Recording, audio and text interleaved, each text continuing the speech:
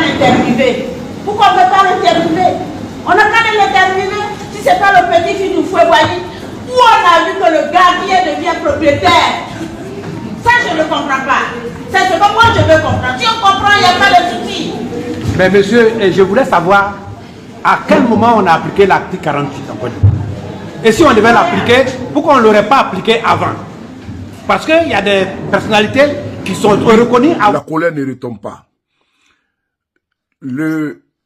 L'attelage RDSEI a décidé d'exclure plusieurs candidats de la liste électorale, du jeu politique. Gbagbo Laurent, Tidiane Thiam, Bleu Koudé, Guillaume Soro. Frères et sœurs, la Côte d'Ivoire est en ébullition. Nous partons et nous sommes dans une crise préélectorale. Et nous ne cessons d'alerter, d'avertir, de sensibiliser. Alassane Ouattara va mettre la Côte d'Ivoire dans un chaos sans précédent. En 2000, la candidature de ce monsieur fut rejetée. On a vu que ce monsieur est passé par tous les moyens pour atteindre son objectif, même sur le corps des Ivoiriens.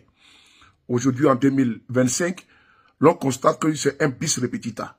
Alassane Ouattara n'a pas appris du passé et veut répéter ce passé-là. Exclure ces personnalités politiques qui ont derrière elles des millions d'Ivoiriens, c'est un crime de lèse-majesté.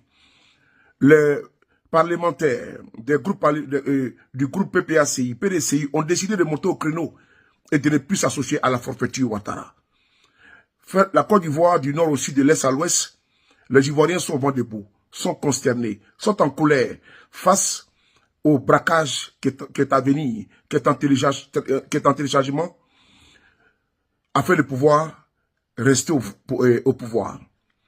Nous allons écouter ici les interventions des députés du PDCI RDA, les députés également du PPACI, qui sont très amers, très en colère, face au chaos que Ouattara a déjà créé à travers cette crise préélectorale.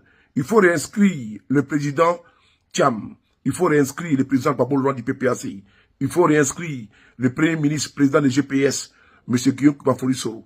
Il faut réinscrire Charles Blé Koudé dans la liste électorale. Puisqu'ils prétendent qu'ils ont 96% de l'électorat, de quoi ont-ils peur? Ont-ils peur d'affronter dans les urnes, à la loyale, à la normale, ceux même qui sont minoritaires selon eux? On regarde ensemble. Merci, on écoute. Merci. Au moment où nous tenons devant vous, à cette heure précise, les travaux de la séance plénière se poursuivent à l'Assemblée nationale. Nous avons décidé de ne pas y prendre part. C'est pourquoi, bien que présents ce matin à l'Assemblée nationale, nous, députés du groupe parlementaire PPACI, avons choisi de ne pas entrer à l'hémicycle pour protester contre la non-inscription du président Laurent Gbagbo sur la liste électorale. Cette posture est la suite logique de notre appel du mercredi 19 mars, qui visait à alerter l'opinion nationale et internationale sur les dangers graves que fait courir le pouvoir RHDP sur la paix sociale à quelques mois seulement de l'élection présidentielle.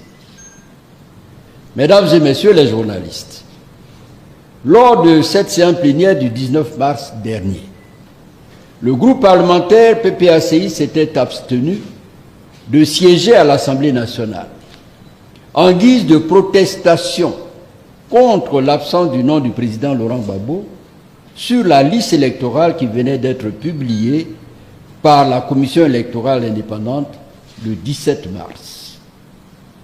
À cette occasion, nous avons produit une déclaration dans laquelle nous invitions le pouvoir en place à faire l'économie d'une nouvelle crise politique inutile en créant les conditions d'une élection présidentielle apaisée, notamment par la réinscription du nom du président Laurent Gbagbo sur la liste électorale. Une nouvelle révision de la liste électorale, conformément à la loi, et l'audit de cette liste afin de procéder aux corrections des nombreuses irrégularités qui y ont été détectées. Mesdames et messieurs les journalistes, chers amis de la presse, alors que nous nous attendions avec espoir que le gouvernement donne des signes d'apaisement en répondant favorablement à nos préoccupations légitimes, grande fut notre surprise de constater que le pouvoir RHDP est resté sourd à notre appel. En effet, la CEI, en complicité avec le régime actuel, a refusé de réinscrire le nom du président Laurent Gbagbo sur la liste électorale. Mais, dans son entêtement à vouloir confisquer le pouvoir à tout prix, y compris d'une énième crise électorale aux conséquences imprévisibles, le pouvoir RHDP a envoyé un message clair hier à travers la justice, qui a ordonné la radiation du nom de M. Tidiane Thiam, président du PDCI, de la liste électorale, alors même que celui-ci y figurait déjà et a été désigné comme candidat de son parti, le PDCI, à l'élection présidentielle. Face à cette forfaiture, le groupe parlementaire PPACI a décidé de ne pas entrer à l'hémicycle ce matin, à l'occasion de la session plénière de ce jour, 23 avril 2025. Nous avons été rejoints par le groupe parlementaire PDCI-RDA qui, après sa déclaration de ce matin à l'hémicycle, en est ressorti aussitôt. Déclaration, bien sûr, contre la radiation de la liste de son président et candidat. Mesdames et messieurs les journalistes, chers amis de la presse, nous voudrions prendre ici l'opinion publique nationale et internationale à témoin sur les menaces que fait courir délibérément le pouvoir RHDP sur la paix à travers de tels agissements. En conséquence de ce qui précède, nous avons décidé, en tant que groupe parlementaire, de nous en remettre au comité central du PPACI, convoqué par son Excellence le Président Laurent Gbagbo, pour le samedi 26 avril prochain, et dont les décisions nous indiqueront la conduite à tenir. Du judiciaire organisé, orchestré par le pouvoir en place. Vous connaissez toutes les dates et toutes les pressions que nous subissons de la part du pouvoir en place avec la justice comme courroie intermédiaire. Sur cette base-là, nous avons donc décidé de sortir. Mais ce n'est pas cela qui est important, c'est juste un signal fort que nous avons voulu donner. Nos collègues du PPACI d'ailleurs n'ont même pas participé aux travaux. Vous connaissez également la situation de l'inscription du président Laurent Gbagbo sur la liste. Nous venons de décider d'engager pleinement nos responsabilités.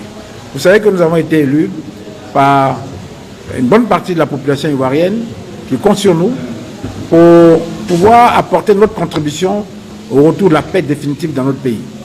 Nous ne pouvions pas accepter que, alors que nous nous battons pour la CEI, pour que les institutions électorales reviennent à la normale, nous ne pouvons pas accepter que pendant le même temps que les leaders, les responsables politiques de haut niveau, comme le président Laurent Gbagbo, le président Cheikh Tidiane Thiam, ne soient exclus de manière organisée, savamment, par M. Ouattara.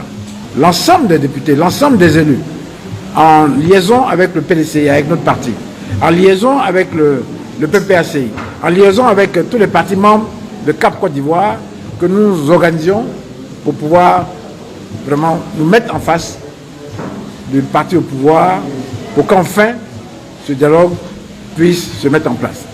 Il est important que la Côte d'Ivoire ne revive pas les moments douloureux par lesquels elle est déjà passée et qui ont déjà fait beaucoup de souffrance pour nos populations. Donc le temps est venu, pour nous en tout cas, de prendre notre destin en main, et c'est ce que nous avons décidé de faire ce matin de manière unanime, les députés PDC-RDA ont décidé de se mettre à la pointe du combat de la Côte d'Ivoire pour que, enfin, le dialogue se mette en place, pour qu'enfin, nous recherchions un consensus qui permet d'aller à une paix durable dans notre pays. Nous voulons vraiment sincèrement dire à la communauté internationale que le temps est venu qu'elle aussi décide de nous accompagner très franchement, au risque de tomber dans le passé que nous avons connu et qui n'est pas une bonne chose en ces temps difficiles. Pour la sous-région, il est important que la Côte d'Ivoire retrouve la stabilité. Donc nous saisissons l'occasion de vos différents médias pour lancer aussi un message à la communauté internationale. Pour dire le temps presse, c'est le temps d'agir. Il ne faut pas louvoyer, il ne faut pas tourner autour des problèmes de la Côte d'Ivoire. Ils sont réels, il n'y a pas de paix en Côte d'Ivoire, il y a une situation de tension, il y a une situation antidémocratique, il y a un déni de démocratie en Côte d'Ivoire et nous voulons que la communauté internationale en prenne conscience et qu'elle nous accompagne. Nous sommes retirés de la plénière d'aujourd'hui en signe de protestation et en signe d'engagement des autres actions qui vont se faire dans l'avenir. Vous savez, il y a une chose que vous oubliez souvent à la presse, le PDC-RDA c'est le parti de la paix et du dialogue. Nous allons engager des actions fortes qui vont amener tout le monde autour de la table. Et nous allons les mener de manière concertée avec l'ensemble de l'opposition, puisque nous sommes députés certes, mais nous appartenons aussi à un parti politique et nous avons des dirigeants au sein de notre parti. Nous allons avec eux nous mettre ensemble pour pouvoir mener ce combat qui doit nécessairement conduire vers un dialogue impératif et inclusif. Pour l'instant, nous sommes députés de la nation, nous le restons et nous continuons de faire notre part de mission, mais nous avons décidé, vous avez vu tous les députés, nous sommes très très déterminés. Monsieur Thiam est ivoirien. Il est ivoirien de père et de mère. Après, rentrons dans le juridisme, disons tout ce que nous voulons, mais tout à l'heure, madame la députée disait, mais vous ne trouvez pas choquant qu'on dise que quelqu'un se met sur la place publique pour dire que le petit-fils du Foubaye n'est pas ivoirien? Quand même. C'est comme si on disait, en France, le petit-fils du général de Gaulle n'est pas français. Pour enchérir, l'épouse du président de l'ancien président, du premier président de la République, elle vit encore. Donc elle peut témoigner. Pourquoi on ne va pas l'interviewer? Pourquoi on ne va pas l'interviewer? On n'a qu'à l'interviewer si ce n'est pas le petit-fils du Foubaye où on a vu que le gardien devient propriétaire. Ça, je ne comprends pas. C'est ce que moi je veux comprendre. Si on comprend, il n'y a pas de souci. Mais monsieur, je voulais savoir à quel moment on a appliqué l'article 48 en Côte d'Ivoire. Et si on devait l'appliquer, pourquoi on ne l'aurait pas appliqué avant? Parce qu'il y a des personnalités qui sont reconnues avoir eu des nationalités autres que celles de la Côte d'Ivoire. Et qui sont personnalités en Côte d'Ivoire. Avons-nous des raisons ou bien des preuves qu'elles se sont dessaisies de cette nationalité et que l'article 48 ne s'est pas appliqué? On ne cédera pas tant que Thiam n'est pas candidat et qu'il soit élu président de la République.